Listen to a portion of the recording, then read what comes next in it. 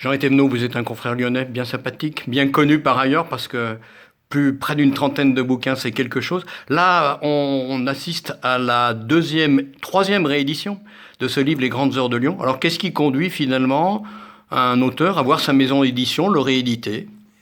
Eh bien, il faut rééditer, en l'occurrence pour deux raisons. D'abord, parce que depuis la première édition, qui fait quand même à peu près un quart de siècle, il y a beaucoup de choses qui se sont passées qu'il faut tenter d'intégrer et d'intégrer dans une perspective plus générale. Et puis, à l'autre bout de l'histoire, on a eu beaucoup de découvertes archéologiques qui permettent notamment de montrer que Lyon existait avant Luc Dunhomme, puisque à l'époque préhistorique, pour employer les grands mots, il y avait déjà des concentrations humaines, des implantations sur le site. Alors vous nous dites en quelque sorte qu'effectivement ce n'est pas une réédition pure et simple de ce qui était paru au début des années 90, mais ça a été un document réactualisé, avec d'ailleurs une préface qui n'existait pas de l'actuel maire de Lyon, Gérard Collomb. Effectivement, je peux dire que j'ai réécrit chaque ligne. J'ai réécrit chaque ligne en donnant par exemple systématiquement les dates de toutes les personnes qui sont citées, en multipliant également les notes qui constituent une part importante du volume et en nourrissant également la bibliographie. Alors pour vous, qui êtes à Lyon depuis une soixantaine d'années, qui avez fait vos études, qui avez été journaliste dans des quotidiens, dans des magazines, quels sont les grands moments? Peut-être le moment de la fondation qui est quand même qui donne les bases de ce que sera ensuite Lyon.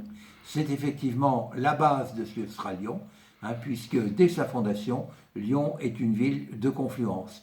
Elle est une ville de confluence au carrefour géographique, au carrefour humain, avec des populations multiples, et elle est également une cité qui est organisée par le pouvoir politique romain, qui va faire de Lyon le creuset de la nouvelle entité, pour ne pas dire la nouvelle nation gallo-romaine. Ville internationale, une des grandes métropoles de l'Empire romain.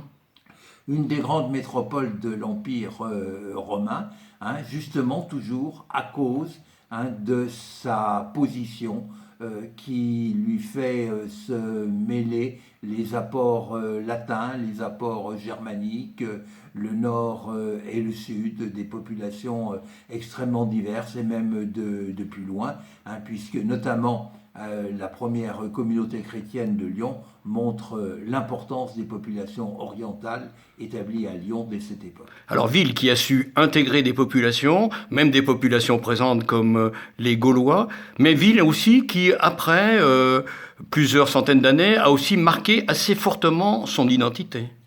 Lyon a une identité qui s'est forgée au cours des siècles et qui s'est forgée, sinon en opposition à Paris, tout au moins de manière indépendante de Paris. Pourquoi? Tout simplement parce que Lyon est une ville qui n'a été rattachée au royaume de France que sous Philippe le Bel, c'est-à-dire au XIVe siècle. Autrement dit, les deux tiers de l'histoire de Lyon se passent en dehors de la France. C'était le Saint-Empire romain germanique. C'était le Saint-Empire romain germanique, mais Lyon n'avait aucun caractère germanique. Lyon était une ville libre qui était administrée par le pouvoir ecclésiastique, en face duquel s'est dressé le pouvoir de la bourgeoisie naissante, et le roi de France a très bien su profiter de cette concurrence pour s'immiscer dans les affaires lyonnaises et établir son pouvoir à lui de manière définitive. Alors aujourd'hui, on le voit bien, Lyon, c'est une ville qui est à différents carrefours, ça se maintient. Ça a été aussi assez marquant à l'époque du Moyen-Âge, de la Renaissance, cette dimension des échanges. Les échanges ont toujours été importants à cause de la position géographique de Lyon et à cause des foires qui ont été développées grâce au roi de France à partir de la fin du XVe siècle et qui, à l'époque de la Renaissance, vont être complétées et amplifiées par tout ce qui se rapporte à la soie lorsque François Ier établit le travail et la production de la soie à Lyon grâce à des Italiens, et ce sera la première grande immigration italienne à Lyon, la seconde datant du 19e siècle. Alors on peut dire Lyon, ville italienne, les banquiers, les soyeux, les imprimeurs. Oui, Lyon est une ville italienne, pas simplement une ville italienne, mais en grande partie une ville italienne, même si la toponymie actuelle ne le montre pas toujours. Il n'y a pas les 7 collines de Rome. Il n'y a pas les 7 collines de Rome, mais nous avons l'hôtel de Gadane, le musée Gadane. Gadane, c'est les Guadani. Alors, on en vient à la période beaucoup plus contemporaine. Lyon, finalement, sa caractéristique, on l'a dit, c'était une ville ouverte dès l'origine, mais une ville aussi avec une forte identité. Une ville aussi qui sait finalement concilier les contraires. Lyon a su concilier les contraires parce que elle y a été obligée. On ne lui a pas toujours laissé le choix, mais aussi quand même parce que Lyon est une ville de modération. Hein, Lyon qui peut être un peu bougonne, qui peut être un petit peu rebelle, parfois à la limite de l'émeute, eh bien, à Lyon, on finit toujours par s'arranger. Oui, surtout autour d'un verre de Beaujolais, mais il y a peut-être aussi Lyon de la libre pensée, de la franc-maçonnerie, et puis Lyon quand même, bastion, dès le départ, des premières communautés chrétiennes de l'Empire romain.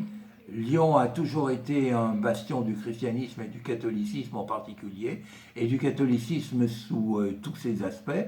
Hein. Je pense au catholicisme social, je pense également aux missions du 19e siècle, et ce catholicisme a toujours su partager le pouvoir, si l'on peut dire, avec d'autres courants de pensée. On le voit encore au début du 21e siècle, comme on le voyait auparavant.